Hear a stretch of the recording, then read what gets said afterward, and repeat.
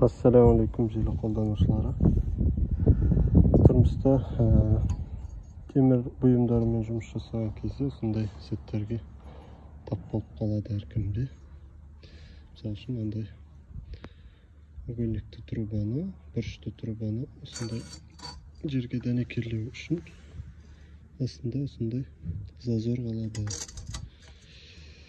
Ол түзеу қою мүмкін болмайды. Бұл зазорды қалай жою тәсілін көрсетейін. Алдымен осы бұйымның бір қырын бұрышын кесіп алып тастаймыз. Яғни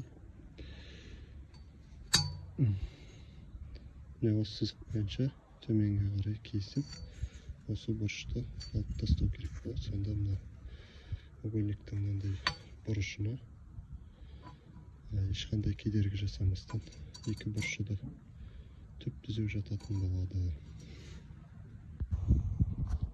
Так, осы бұрышын кесіп алып тастадық. Енді дәнекерленген бұйымымыз теп-тегіс жататын болады. Көрдіңіздер ме? Ешқандай да зазор жоқ. Әдемі болып жатты. Екі шетін